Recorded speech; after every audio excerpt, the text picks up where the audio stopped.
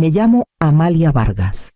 Tengo 65 años y he pasado la mayor parte de mi vida manteniendo la paz, suavizando las asperezas familiares y poniendo a los demás primero. Pero esa noche de Navidad, al entrar al comedor iluminado con calidez de nuestra casa en un tranquilo barrio de Querétaro, me di cuenta de que algunas cosas no se pueden suavizar. El aroma del pavo asado se mezclaba con el pino del árbol. El tintineo de las copas puntuaba la conversación cortés. Pero bajo todo eso, sentía la tensión familiar apretándome el pecho.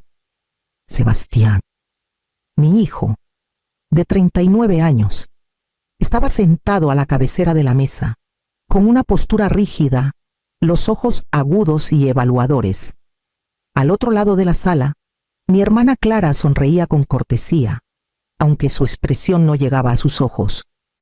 Saludé, colgué mi abrigo en el perchero e intenté sumarme al ritual navideño. Pero el aire estaba cargado de algo no dicho. Entonces, Sebastián se inclinó hacia adelante, su voz cortando el murmullo con una claridad gélida. Para nosotros, ya estás muerta. Las palabras cayeron como martillo. El silencio invadió la sala. Los tenedores se detuvieron a medio camino. Los parientes se congelaron y sentí todas las miradas sobre mí, esperando mi reacción. El pecho se me apretó. Una oleada de incredulidad mezclada con un dolor más profundo que cualquier regaño o crítica del pasado. Por un instante quise retroceder, fundirme en la pared y dejar que esas palabras me definieran, pero en lo más hondo de mí, una chispa de determinación se encendió. Me obligué a respirar, a calmar mis manos temblorosas y a sostener la mirada de Sebastián sin titubear. El silencio se prolongó tanto que parecía eterno, y en ese momento suspendido, recordé cada lección, cada sacrificio, cada año que había dedicado a esta familia. Esto no era solo otra crítica o comparación, era una declaración, y marcaría el inicio de algo que no podía ignorarse. Todavía recuerdo el aroma penetrante de la madera pulida y el limpiador de limón en la casa de mi infancia. Un olor que siempre acompañaba la mirada vigilante de mi madre. Me llamo Amalia, aunque todos me decían Malí desde entonces, y a los 7 años ya entendía las reglas no dichas de nuestra casa. La perfección era obligatoria, la obediencia incuestionable, y cualquier traspié se magnificaba. Mi madre, Teresa, gobernaba nuestro hogar con una precisión meticulosa, medía cada acción, cada palabra, contra un estándar invisible que nunca lograba alcanzar. Mi hermana Clara era la favorita, sus calificaciones siempre estaban pegadas en el refrigerador. Sus recitales de piano cosechaban aplausos y elogios, y cada logro suyo parecía eclipsar mi existencia. Intenté igualarla, ganar aunque fuera una pizca del reconocimiento que ella recibía sin esfuerzo. Pero mis pequeños éxitos eran ignorados, considerados insuficientes o irrelevantes. Mi padre, Rubén, hablaba poco, pero sus asentimientos y su silenciosa obediencia reforzaban las exigencias de mi madre. Si dudaba, él murmuraba: «Hazle caso a tu mamá», y se escondía tras su periódico, dejándome sola para navegar el campo minado de expectativas invisibles. Mis amistades eran vigiladas, mis pasatiempos escrutados, y las elecciones que creía mías siempre pasaban por el filtro de refinamiento de mi madre. En la escuela, aprendí a esconderme. Susurraba a mis amigas solo cuando sabía que mi madre no estaba escuchando. Tragué mi frustración cuando Clara se burlaba de errores que no podía evitar. Aprendí que la sumisión mantenía a raya las tormentas, que el silencio era más seguro que hablar. Cada regaño, cada mirada de decepción, tallaba en mí una sensación de insuficiencia que cargué como una sombra hasta la adultez. Aunque intenté brillar a mi manera, un concurso de escritura, un proyecto de ciencias bien hecho, mis victorias siempre se medían contra el resplandor de Clara. Mis logros parecían apagados, como si el mundo mismo me hubiera entrenado para hacerme pequeña. Fue una vida de comparaciones constantes, de aprender pronto que mi valor era condicional en mis e invisible a menos que reflejara el de alguien más. Esas lecciones me siguieron a cada rincón de mi vida adulta, a cada decisión, a cada relación. Las sombras de la infancia persistieron, moldeando mis elecciones mucho antes de que Sebastián pronunciara esas palabras en la mesa de Navidad. Para cuando llegué a los 40, había aprendido a volcar cada gramo de mí en criar a Sebastián, a menudo a costa de mis propios deseos. Trabajaba largas horas como asistente administrativa, tomando turnos extra cuando las cuentas se acumulaban, y los fines de semana los pasaba llevándolo a partidos de fútbol, clases de piano y sesiones de tutoría que apenas tenía energía para soportar. Cada decisión parecía dictada por sus necesidades, su felicidad, su futuro, dejando poco espacio para el mío. Sebastián, en esos años, dependía de mí de maneras que no podía negar. Se apoyaba en mis consejos para elegir escuelas, amistades, incluso las decisiones personales más pequeñas. Cada vez que pedía ayuda, mi instinto era avanzar, protegerlo de los errores que yo había aprendido a golpes. Y aunque lo amaba con fiereza, ese amor venía con un peso invisible, la constante certeza de que mis propias ambiciones quedaban silenciosamente postergadas. Pequeños momentos de resentimiento se colaban, aunque rara vez los dejaba ver. Recuerdo una noche, tras una semana particularmente agotadora, sentada a la mesa de la cocina mientras Sebastián hablaba emocionado de sus planes para la universidad. Forcé una sonrisa, asintiendo, mientras un anhelo me tironeaba por la carrera que alguna vez soñé seguir, por la libertad que había imaginado. Pero tragué ese sentimiento. Recordándome que su éxito y bienestar eran lo primero, me volví experta en la resistencia silenciosa, en celebrar sus logros mientras apagaba los míos. Mis proyectos personales, una clase de pintura que amaba, el pequeño libro que intenté escribir, quedaron guardados como recordatorios privados de quién podría haber sido. Los años de entrega me moldearon. Me enseñaron paciencia, disciplina y resiliencia, pero también construyeron un anhelo silencioso bajo la superficie, un anhelo que, años después, exigiría ser reconocido cuando la familia a la que me dediqué finalmente desafió mi independencia. El retiro llegó calladamente, como la primera nevada del invierno suave, inevitable y lleno de posibilidades. Mis días de repente eran míos. Las largas horas contestando teléfonos, archivando papeles y llevando a Sebastián a compromisos interminables habían desaparecido.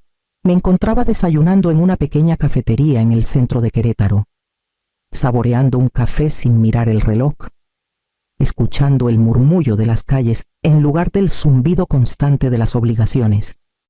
Volví a conectar con viejos amigos. Me inscribí en una clase de arte comunitaria que había abandonado hace décadas y me ofrecí como voluntaria en la biblioteca local.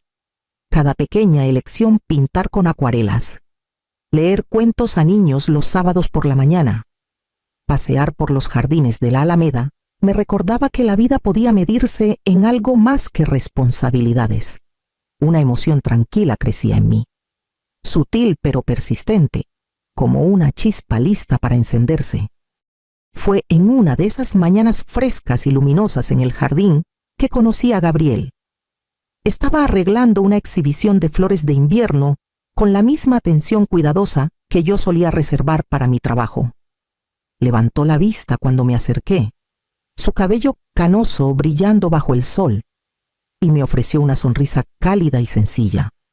Es complicado hacer que estas plantas prosperen en esta época del año, dijo. Su voz era calma, arraigada. Reí, y por primera vez en años, la conversación fluyó fácilmente, sin juicios ni expectativas. En las semanas siguientes, nos encontramos para pasear por el lago de Chapala y almorzar tranquilamente en la cafetería. Gabriel tenía una paciencia serena, un aprecio por las pequeñas alegrías y un humor suave que me hacía sentir vista, no como alguien definido por sacrificios pasados, sino como una persona capaz de crecer y ser feliz. Por primera vez, sentí la vida que había imaginado, una fuera del control de mi familia. En la presencia de Gabriel, redescubrí la curiosidad, la confianza y una emoción tranquila por las posibilidades. Los muros construidos por décadas de deber y autorrepresión comenzaron a desmoronarse, dejando espacio para risas, conversaciones y elecciones que eran solo mías. Ese invierno, me di cuenta de que la independencia no era solo libertad de responsabilidades, era la libertad de reclamar mi propia alegría. Con el retiro asentado en un ritmo constante, comencé a construir una vida que me pertenecía por completo. Abrí una pequeña cuenta de ahorros a mi nombre, una que Sebastián y el resto de la familia no conocían, y apartaba fondos discretamente cada mes. Una modesta inversión en una cooperativa local prometía rendimientos que, aunque no extravagantes, simbolizaban el control sobre mi propio futuro. Era una pequeña rebelión, una forma de probarme a mí misma que podía asegurar mi independencia, incluso después de décadas de poner a todos primero. Más allá de las finanzas, abracé los pasatiempos y círculos sociales que había pospuesto por tanto tiempo. La clase de arte se convirtió en una comunidad de compañeros afines. Intercambiábamos críticas, ideas y risas. Me ofrecía como voluntaria en la biblioteca cada sábado, leyendo historias a niños cuya curiosidad me recordaba la chispa que alguna vez tuve. Incluso inicié un pequeño club de jardinería con Gabriel, cuidando parcelas de col rizada de invierno y hierbas a orillas del lago de Chapala.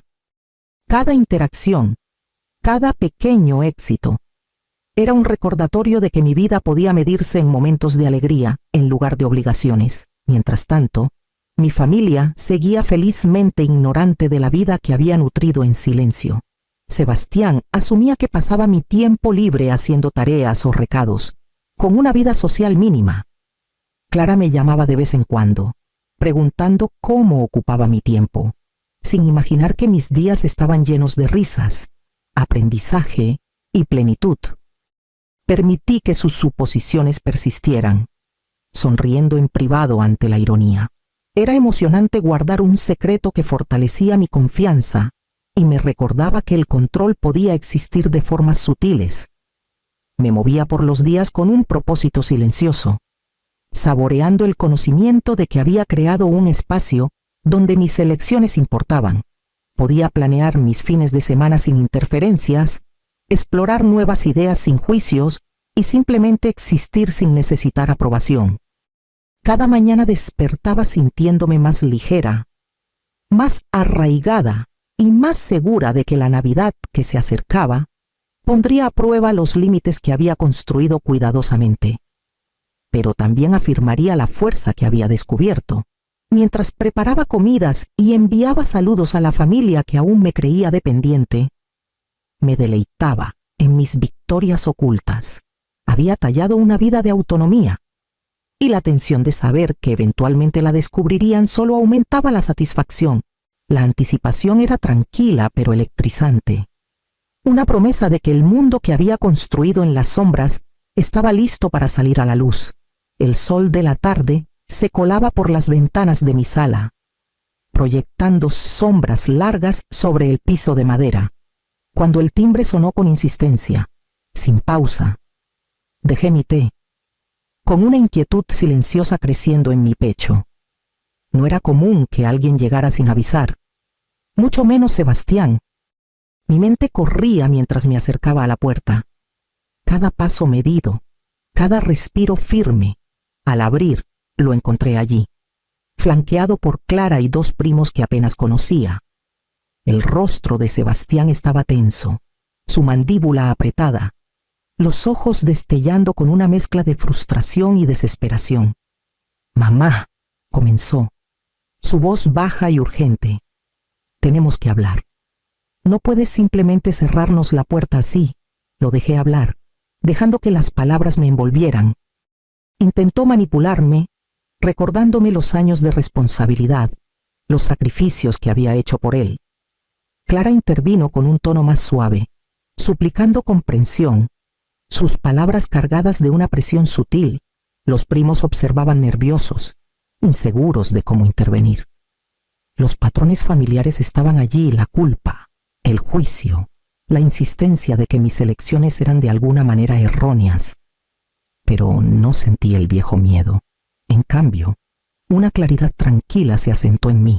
Recordé los años de sumisión, los momentos en que tragué el resentimiento, las décadas que pasé doblegándome a su voluntad, y sin embargo, aquí estaba, con una vida completamente mía, cultivada en silencio, resiliente e inquebrantable. La desesperación de Sebastián creció. Su tono más agudo, casi suplicante. Malí, no entiendes, estamos preocupados, nos importa la familia, lo que te va a pasar. Sostuve su mirada con calma, reconociendo los ecos de la voz de mi madre en sus palabras. Esperaban que me encogiera, que cediera, que dejara que sus expectativas dictaran mis acciones. En cambio, inhalé lentamente y dejé que el poder silencioso de mi vida y mis elecciones radiara a través de mi postura, de la calma en mi voz. No necesitaba discutir, justificar o suplicar reconocimiento. Podían ver la verdad en cómo me mantenía. Esta confrontación no era una batalla que necesitara pelear, habían llegado. Y yo estaba lista. Di un paso atrás, invitándolos a pasar sin decir palabra, dejando que la tensión flotara en el aire. Cada segundo se alargaba, cargado de anticipación. El escenario estaba listo. Habían venido a probarme, a reclamar el control que siempre asumieron suyo. Pero yo sabía algo que ellos no esta vez. No cedería. Capítulo 7. La última resistencia. La sala parecía más pequeña. El aire denso con anticipación y acusaciones no dichas mientras Sebastián y los demás entraban. Clara rondaba cerca de la puerta, sus ojos saltando entre Sebastián y yo, mientras mis primos se mantenían atrás, incómodos, sin saber si intervenir. Sentía el peso de cada expectativa pasada presionándome, cada lección aprendida en silencio, cada sacrificio que había cargado por décadas. La voz de Sebastián temblaba, pero sus palabras eran afiladas. Mamá, no puedes ignorarnos. Has construido esta vida aparte de nosotros. No está bien. Señaló vagamente el espacio a mi alrededor. Los libros, el arte, el pequeño jardín que Gabriel y yo habíamos cuidado. Te criamos para respetar a la familia, para valorar la tradición. Esto es una traición. Clara avanzó, más suave pero igual de insistente. Malí, solo queremos entender. ¿No ves cuánto nos estás lastimando? Su tono estaba cargado de culpa, del tipo que me había moldeado desde la infancia, la misma voz que me había hecho dudar de mí misma durante años. Los dejé hablar, pero no titubeé.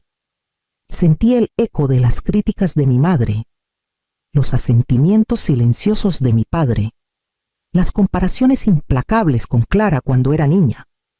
Lo vi todo al descubierto cada momento en que intenté complacer, cada esfuerzo descartado, cada alegría minimizada, y por primera vez no me encogí.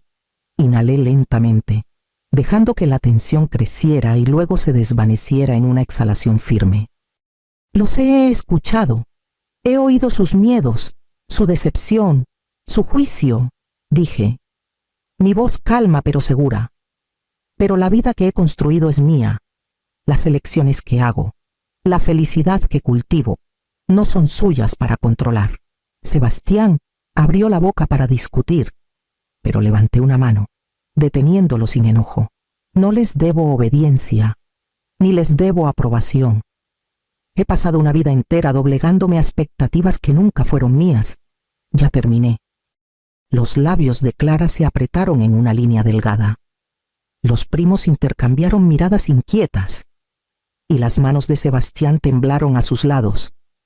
El silencio se extendió por la sala, pesado y absoluto. Entonces pronuncié las palabras que habían tomado forma en mi mente durante décadas. La culminación de cada lección aprendida y cada límite ignorado en el pasado. Los muertos no regresan. La frase quedó suspendida en el aire, cristalina y final. Los ojos se abrieron. Las bocas se abrieron y cerraron, sin encontrar palabras. La sorpresa recorrió la sala mientras el peso de mi autonomía se asentaba sobre todos. No retrocedí, no vacilé. Por primera vez, el poder que había nutrido en silencio era visible, innegable. Y en ese momento lo entendí por completo. Esta confrontación no se trataba de enojo, castigo o venganza. Se trataba de respeto propio, de reclamar la vida que había ganado y de negarme a permitir que nadie, hijo, hermana o padre, la disminuyera nunca más. Después de que la puerta se cerró tras Sebastián y los demás, un silencio cálido y deliberado se asentó en el departamento.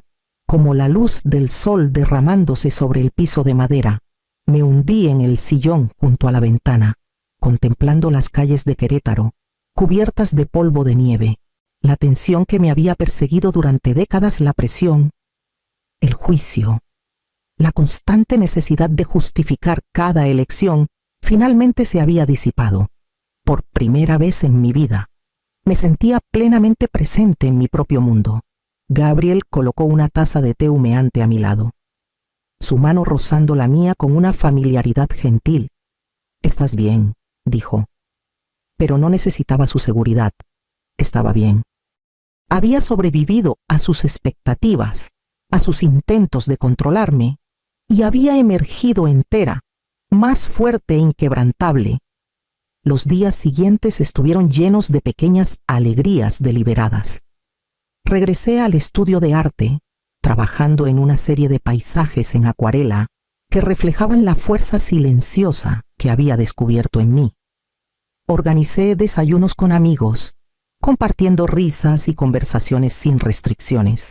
Los fines de semana los pasé como voluntaria, paseando por el lago de Chapala con Gabriel, cuidando nuestro pequeño jardín de invierno y explorando rincones de la ciudad que alguna vez pasé de largo en un torbellino de obligaciones. Cada acción reforzaba la vida que había elegido, la autonomía por la que había luchado. De vez en cuando pensaba en mi familia, sus luchas, su ignorancia de la vida que había nutrido en silencio. No era malicia lo que les impedía entenderme. Era la lente de expectativa que siempre habían aplicado. Y esa realización ya no me perturbaba. Su desaprobación no podía alcanzar el espacio que había reclamado para mí cada noche. Mientras las luces de la ciudad parpadeaban afuera de nuestras ventanas y el calor del departamento nos envolvía, reflexionaba sobre las lecciones que había aprendido. La independencia no es solo la ausencia de control, es la presencia de elección, la libertad de cultivar alegría, de rodearte de quienes ven tu valor y de honrar tus propias necesidades sin culpa. Con Gabriel a mi lado, una red de amigos que se habían convertido en una familia elegida, y los ritmos simples de una vida completamente mía. Había reclamado algo que por mucho tiempo me habían negado: paz. Y en esa paz descubrí la lección más profunda de todas: la felicidad no se concede por aprobación. Se reclama por quienes son lo suficientemente valientes para tomarla. Años después, aún me maravillo de lo diferente que se siente la vida cuando finalmente la reclamas para ti. Mis mañanas comienzan con la luz del sol derramándose por el departamento, una taza de café en la mano y la tranquila satisfacción de proyectos que he nutrido en mis propios términos. El estudio de arte florece, y pequeñas exposiciones en Querétaro muestran los paisajes y retratos que alguna vez guardé, temerosa de perseguir. Gabriel y yo continuamos nuestros paseos por el lago de Chapala, las risas y las conversaciones llenando los espacios que alguna vez se sentían pesados por las obligaciones. La familia, por supuesto, permanece en la periferia.